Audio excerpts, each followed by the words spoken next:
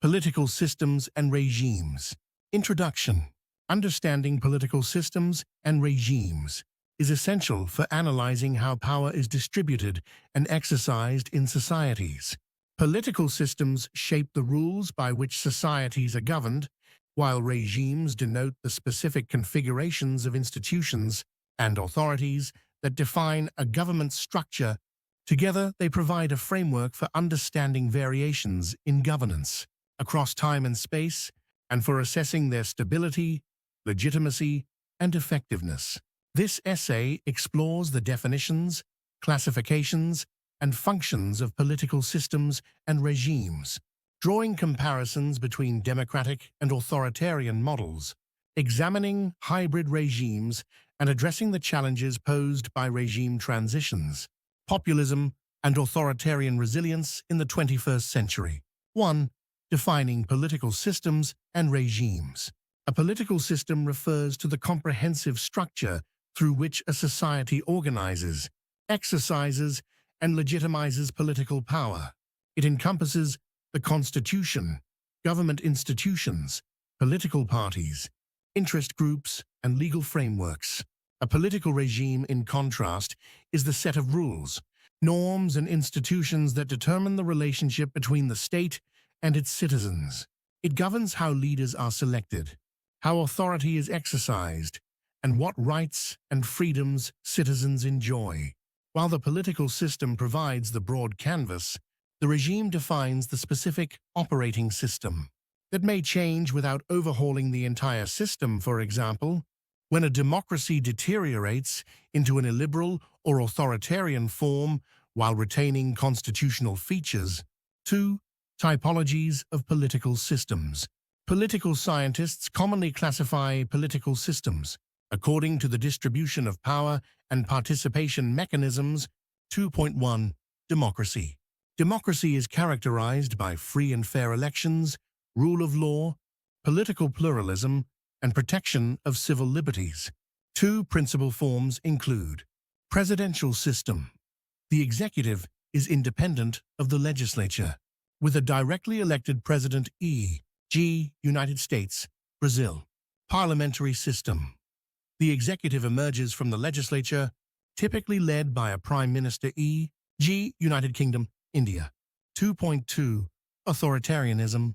Authoritarian systems concentrate power in a single authority or a small group, often suppressing dissent and manipulating institutions.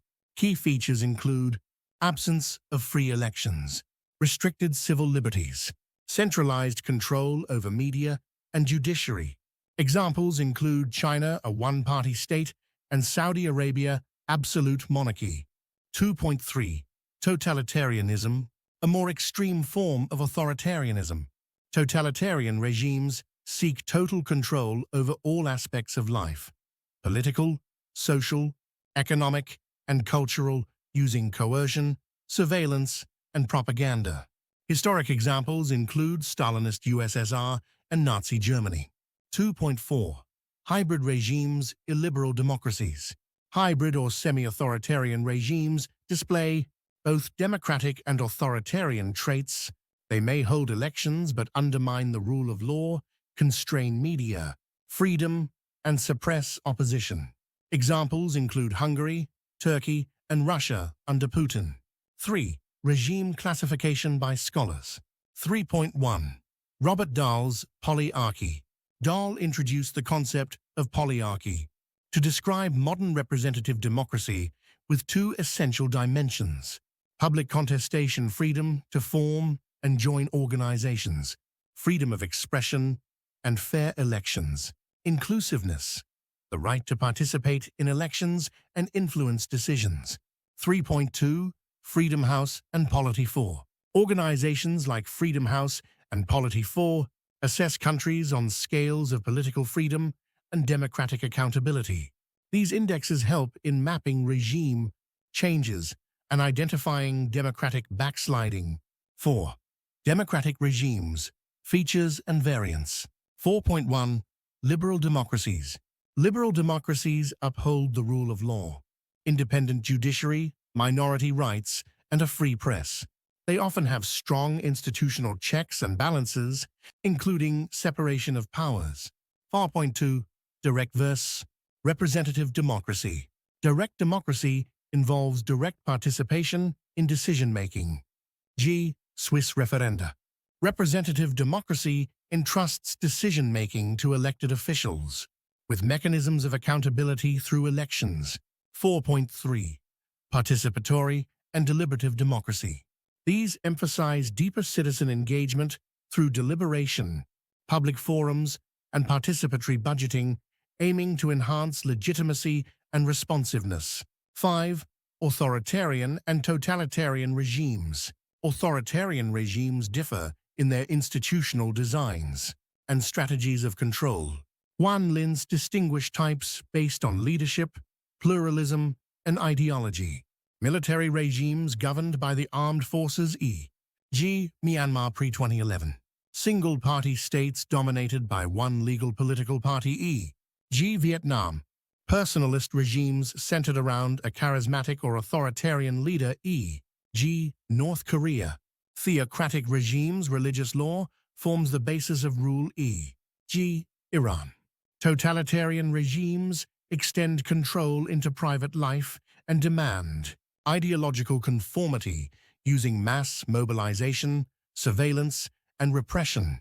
6. Hybrid regimes and democratic backsliding. Hybrid regimes often emerge from democratic transitions that stall or reverse.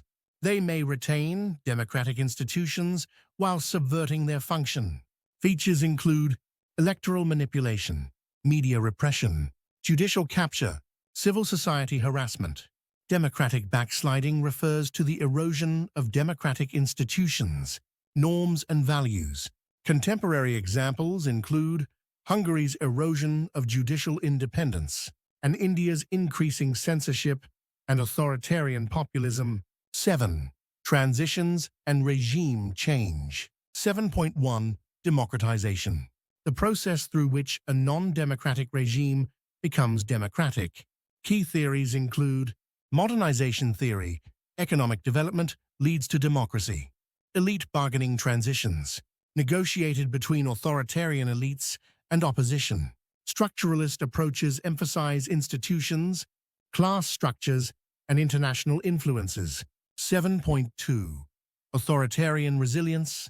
Some authoritarian regimes adapt to survive by allowing limited pluralism, using digital surveillance, offering performance-based legitimacy, co-opting opposition. China is a key case of authoritarian resilience through economic delivery, nationalism, and digital control. 8. Contemporary challenges. 8.1. Populism. Populist leaders challenge liberal democratic norms by claiming to represent the will of the people against elites. Populism can manifest on the left or right, and often undermines institutional checks and media freedom. 8.2. Digital autocracy. New technologies enable authoritarian regimes to surveil, manipulate public opinion, and repress dissent. The rise of AI-driven surveillance and digital firewalls is altering the nature of control. 8.3. Global democratic recession. The world has witnessed a global decline in democratic quality, with growing autocratization, weakened civil liberties, and disillusionment with political institutions. This democratic recession raises questions about the resilience of democratic regimes. Conclusion. Political systems and regimes are central to how societies organize power, make decisions, and relate to their citizens. While democracy remains the most aspirational and legitimized form of government, it faces mounting challenges from authoritarianism, populism, and technological disruption. Understanding the nuances and dynamics of political regimes allows scholars and policymakers to better navigate transitions, defend democratic institutions, and anticipate future developments in governance. As global political orders shift and contestations intensify, the study of political systems and regimes remains indispensable for promoting accountable, inclusive, and resilient governance structures.